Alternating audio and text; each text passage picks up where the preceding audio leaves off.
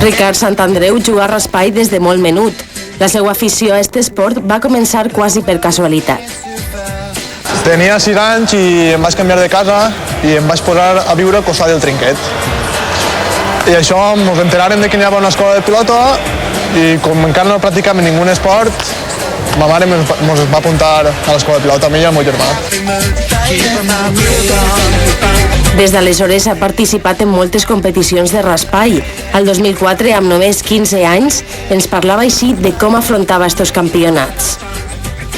Jo porto des de 5 anys jugant, seran aproximadament uns 10 anys, i bé, doncs, portem jugant campionats quasi tots els anys, i bé, ens dona una oportunitat de conèixer la gent i d'anar millorant.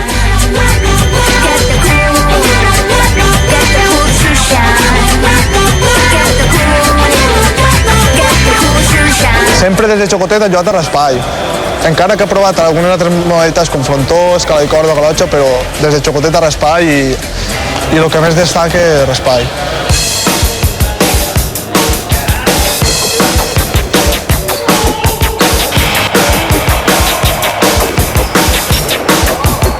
És un jugador molt complet, un jugador molt sacrificat a l'hora de la preparació física, sempre té molt en compte les partides que pot tindre per a poder preparar-se el dia abans i estar sempre al 100% jugant.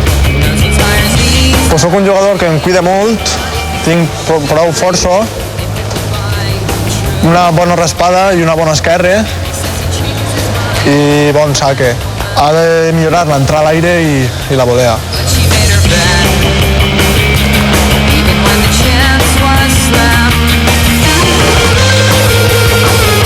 Juga millor de fondo que davant. Sap més arrasar la bola que acabar. I el saque que té és molt potent. Però almenys quan jo l'he vist jo crec que el té prou fort. Perquè he vist cares d'altres contra qui ha jugat i s'acaben prou més fluixa que ell. Ha de millorar encara moltes coses. És un jugador que encara que porta molt de temps jugant, encara que és molt jove, li falta molta experiència a l'hora d'estar dins d'un trinquet.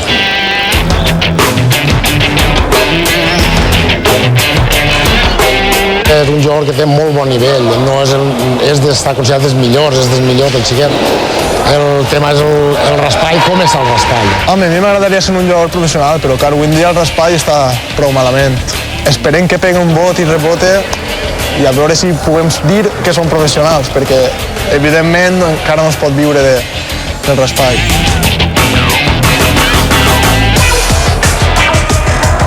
Esperem que Ricard tinga sort i puga dedicar-se en un futur a la que ara per ara és la seva il·lusió, el raspall.